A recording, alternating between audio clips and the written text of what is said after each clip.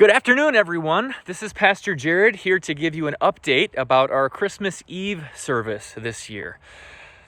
We're going to do something a bit different this year. I think just about everything in our lives has been a bit different this year.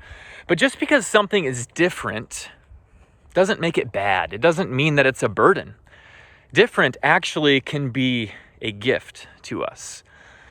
I was thinking about the Christmas Eve service and what I wanted to accomplish this year through the service.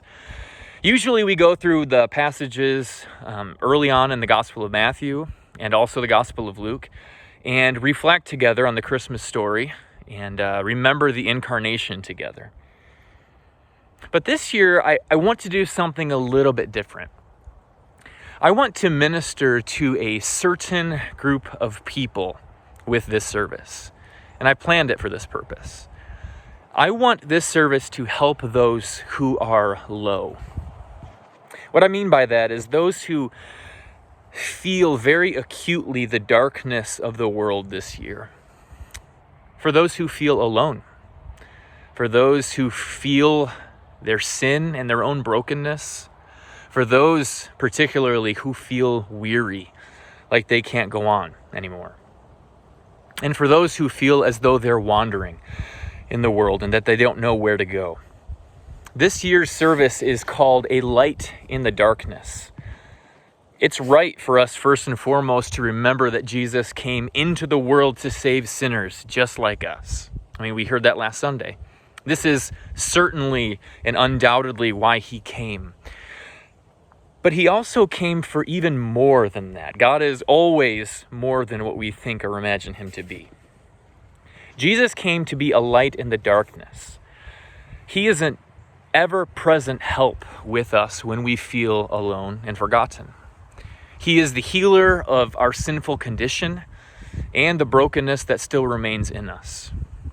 Jesus is the strength for all the weary, the heavy laden, and the exhausted. And he is the way for all of those who are lost and confused. I've planned this service to serve all of those who feel a bit forgotten this year.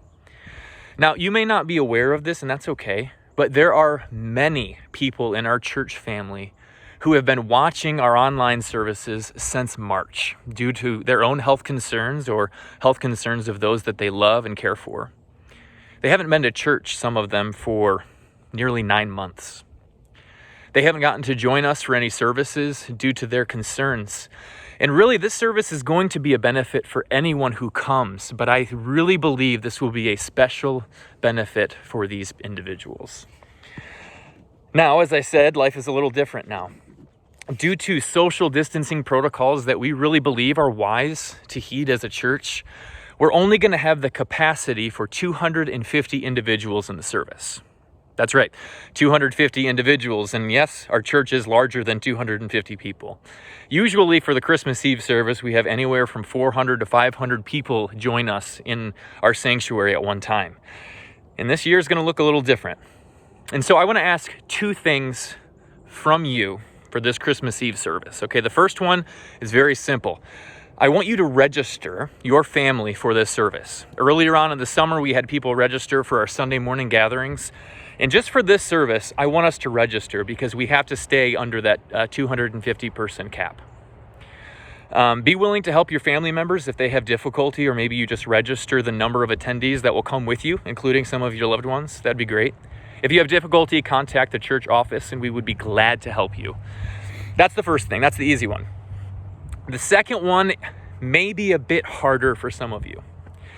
Now, I, as the sole person who is responsible for the unique services that we have like this and for the Good Friday service, I'm asking that all those who can register for this service, I'm asking that you would register and do so planning to wear a mask for the duration of the service.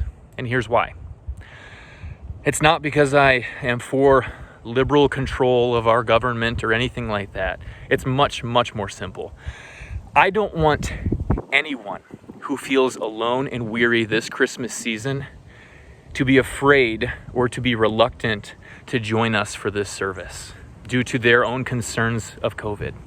And so I'm asking that everyone who plans to attend our service will just come so willing and ready to wear masks for the duration of the service.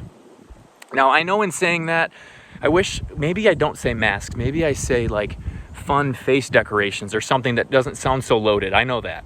And I know many of you in our church family are very anti-mask. You don't think they're effective. You think it's, a myriad of reasons. Believe it or not, I've heard a thing or two or 1,000 about what people think about masks. And we all have different opinions. And there's room at the table for that. But I'm asking that if you aren't able to wear a mask, that you would please choose to watch this service online with your family on Christmas Eve. I know there's some of you out there who will think, yeah, but you're not really going to stop me if I don't have one and I plan to attend. And to you, brothers and sisters, I say you're right. We're not a nightclub. We don't have bouncers at the door, and we don't turn people away from Christ. But we are a church, and we are a family. And as a family, I'm asking you to help your brothers and sisters who have been afraid to come for quite some time. Again, I don't want there to be any single barriers for people to come to this service who have been weary and feel like they've been forgotten. So if this describes you and you maybe have that mentality, I would ask you as well to maybe just join us online this year. Feel free to talk with me if you have any questions. I'm sure some of you will, and I welcome the conversation. I'll gladly talk with you. But those are the two requests. Register online, and if you do register to come, please wear a mask. I think this service is going to be a powerful time to reflect on all that Jesus is for us. And my prayer is that all of us would be in awe of the greatness of the care of Jesus, his gentle heart for us, and particularly his love for you. Thank you for listening to this long announcement. Again, just to recap, 250 people is all we're going to be allowing for this service in person. Register through the Church Center app or the website, and plan, if you do so, to mask up so that our concerned church members could be ministered to and served with our willingness to not put any obstacle in their way. Honestly, friends, I cannot wait for this service. Christ has come into the world. He is a light in our darkness, and this is going to be a blessing for all of us, whether we're in person or in our homes together. I love you all. Can't wait to see you, and can't wait for this service. God bless.